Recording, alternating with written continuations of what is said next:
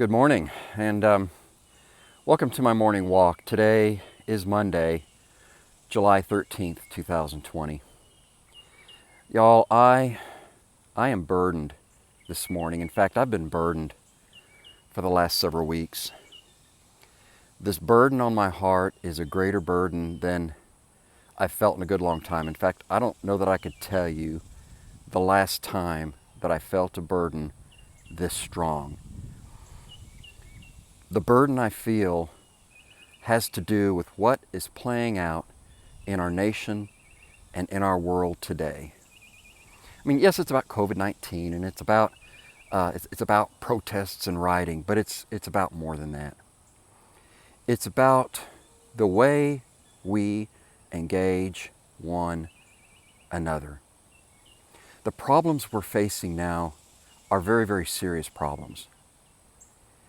And part of my burden is the fact that we seem to be bent on arguing about who is the strongest political leader to take charge and lead us out of this mess.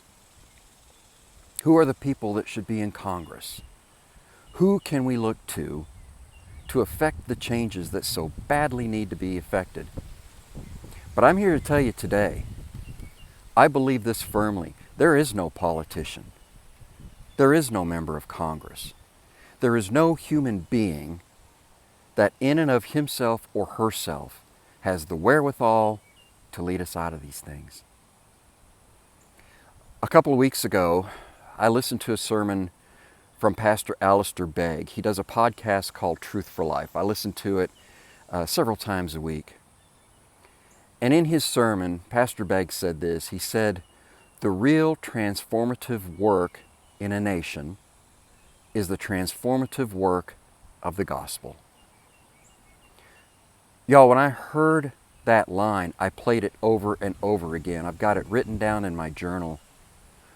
And when I heard that line, I was already burdened, but my burden increased. And here's what I've done in response to that. I try to be very, very careful about what I post on social media.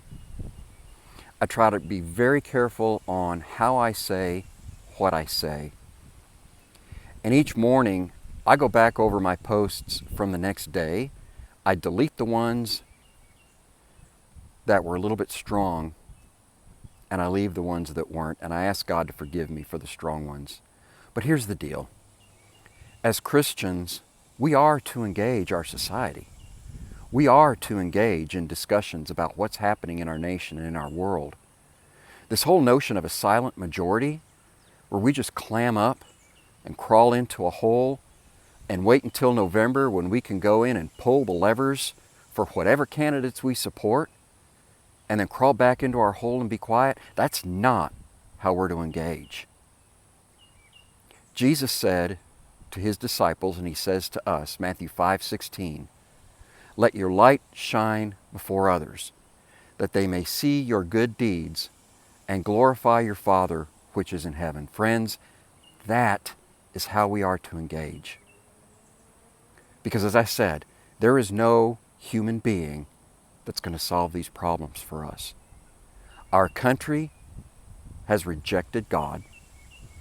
Many of our churches have rejected God.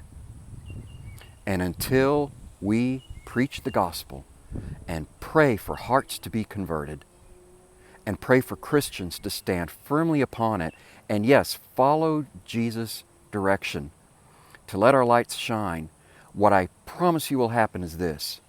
My light will shine. Your light will shine. We will light up our little individual spheres of influence. But you know what? Together, in the church, our lights will combine and the church will become a beacon of truth and a beacon of hope. And on the gospel, as our country turns back to God, we will see these things change.